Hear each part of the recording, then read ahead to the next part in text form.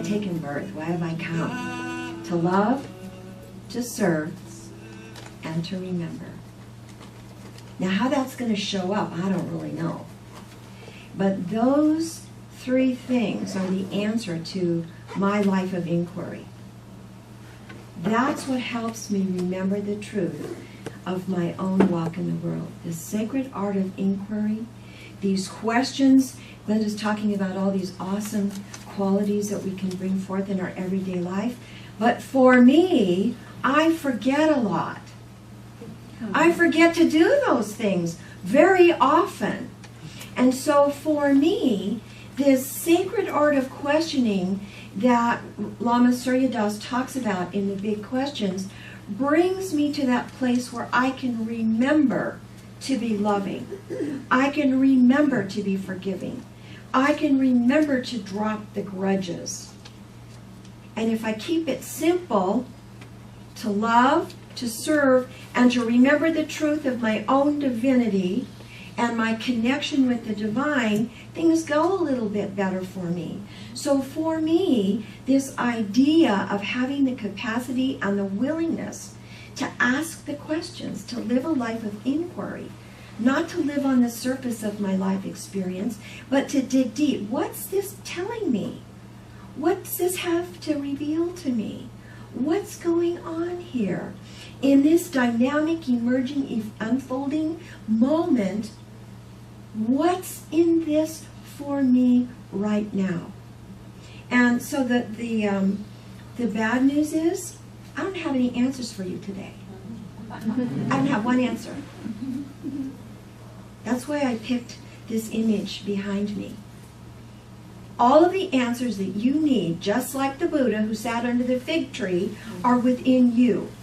Are within you. Nobody can give you your answers. We can give you pointers. You can go to lots of classes, like the Buddha said. He studied all the texts. He did everything. But it was when he got quiet and he went within and observed the world around him that the answers began to come to him. So for me, even though I have a very curious mind, when it comes to these kinds of things, I try to keep it simple. It hasn't worked well for me to try to figure stuff out, to analyze everything. I try to keep it simple and remember those three qualities. I'm here to love, to serve, and to remember the truth of my being. So I'm sharing that mantra with you today. If it's a fit for you, borrow it. You're welcome to use it. And if not, oh well, you'll find your own. You'll find your own mantra. So this idea that we live this life of inquiry is really important to us. In some traditions, finding the answers for ourselves, these mantras that we're able to live, to love, to serve, to remember, it's like finding that pearl of great price. It's that essential wisdom that moves us through all of our experiences. It's that simplicity, see? And what I know is we're all going to find our own answers in our own way, in our own divine timing. And Glenda's so right. As we progress along our path of awakening, our answers and our questions themselves begin to change. And to live in a life of inquiry, I'll tell you what, you got to be brave. You got to be willing to dissolve all your old ideas, all those crystallized perceptions that you've been carrying around for a long time, and allow the new things to come in.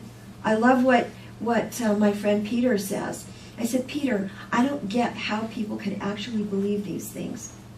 Peter, you gave me the most important language to understand this. Peter said, Judy, they just suspend intelligence. Thank you, Peter, because I get asked that question a lot. My gosh, how come religious people act this way? Why are they strapping bombs on their bodies and blowing things up? Why are they hurting each other? Why are they leaving people out so that they don't soil their flock? Why are they doing these things? Why are they doing it? Because you know what? Thank you, Peter. They're suspending intelligence. They're going on a blind faith of what they know. And that's okay for them. Because when you're in a tight box, a tight religious box, you know what? Your answers are tight and very tiny and small and not very intelligent sometimes. Yeah. Not all the time, but sometimes when they're hurtful. And so I looked at my own journey and what I know. I love this story that Catherine Ingram shares in this Passionate Presence. Many of you have used this book. It's a beautiful book. And she says, there's a story about a little fish who swims up to the older and wiser fish friend and says, you go on and on about water. I've been searching for it everywhere, and it's nowhere to be found. I've studied all the texts, practiced, and trained diligently. And I've met all those teachers who teach about it. But I can't find it. The wise fish says, oh yes, dear. As I always tell you, not only are you swimming in it right now, but you are also composed of it. The little fish shakes his head and swims away in frustration, and he says, maybe someday I'll find it. See, this is what we do. We're it. This is it, the moment, the now moment, like Glenda said. This is it, but we've got all this other stuff, these tight little boxes that we believe in, where we've suspended our intelligence, or where we're so stuck that, and we're not courageous enough to ask the questions that help move us out of those little places. And I was thinking about my own journey, like Glenda was talking about. I grew up in a Christian family with a certain set of beliefs, not the fundamental sort of Christianity that we see out picturing right now, but those kinds of beliefs that were about traditional Christianity. It was a beautiful experience. Sunday school was lovely. Mom was a vacation Bible school lady, and I helped do the crafts, and it was fun. But there came a point where that box became too small for me, and I started saying, you know what, this stuff doesn't fit. And I wasn't very old. I was probably not even a teenager yet. This stuff doesn't fit. It's not my truth. And of course, when we're in that place, we don't know what to do with it. We're not quite sure what to do with it. And so then when I was about 30, I thought, yep, that's it, I'm an atheist. Must be an atheist. This doesn't fit for me. I guess I'm an atheist. And the reason I thought I was an atheist is because I did not yet have a big enough concept of what this is to find language for it. So I thought, yeah, I got to be an atheist. Even spent my mornings getting ready for work listening to Atheist United on KPFK.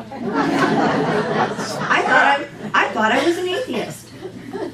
That was the language that I had for that way of thinking. And then something like the Buddha who sat under the fig tree, something happened and changed all of that for me. I've talked about it before, and I'm not going to talk about the experience itself, but I had one of those revelations that people write and talk about, those white light things. One of those things happened to me, and in that moment, I had direct knowing, an experience of that. Can I describe it? No. I didn't talk about it for 10 years. Mind you, this happened to an atheist. I didn't talk about it for 10 years. I had no language. I had no point of reference. But I knew in that moment that this was something big, that there was something awesome, that something was under all of this. And you know what? That one experience has formulated and has supported my journey of basic trust in whatever that thing is, and informed my walk in the world around love, serve, and remember from that day forward, and it's been a long time. So until we have that direct knowing ourselves, now not everybody gets a white light experience. Not everybody has the same experiences, but this is the honest truth. We all have life experiences that lead us to this direct knowing. I remember Glenda talking about seeing the eyes of her first grandchild. She knew. It was that. If we're asking the questions, we don't even have to know we're asking the questions. We just have to be open and let our inquiry, or who we are, formulate the question so that we're open to the answer. And sometimes we don't even know we have a question. The answer just comes. Do you know how that works? We've all been there. It's like the feather on the street, or the stamp with the special necklace, or the revelation. I love somebody who's recently started coming to Common Ground mentioned, you know, I was traveling this path for a long time, and all of a sudden it wasn't a fit anymore. Parts of it I love, and I'm going to continue that.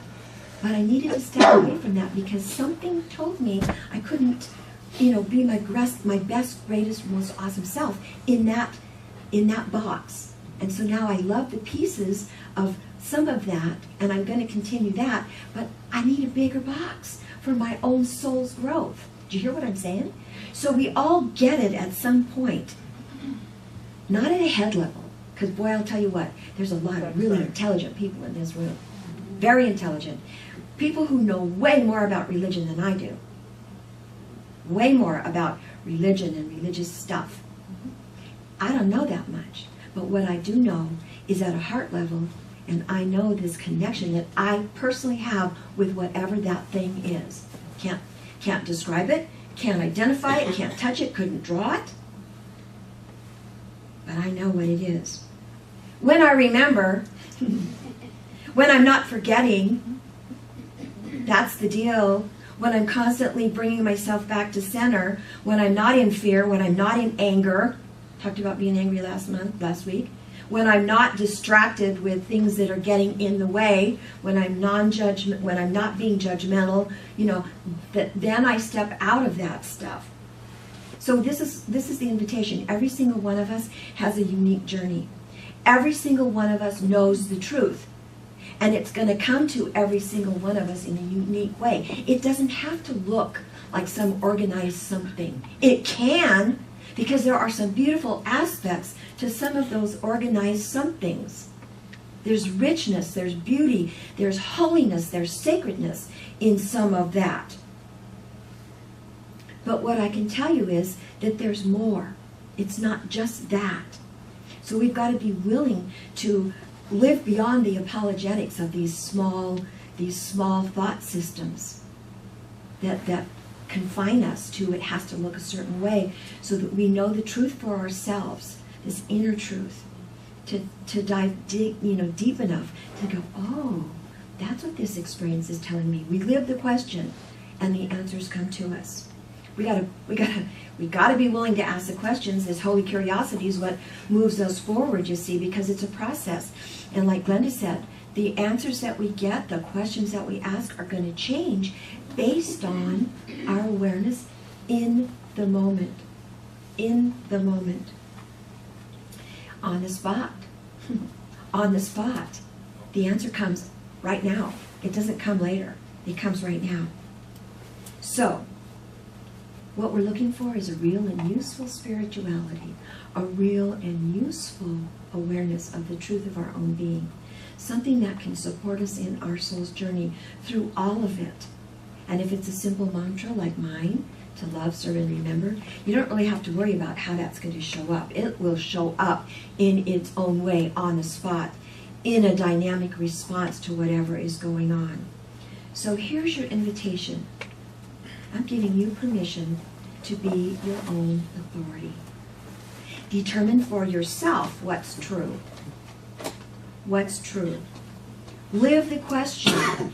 Step into this capacity to have this holy curiosity that starts revealing to you what it is that you're to know.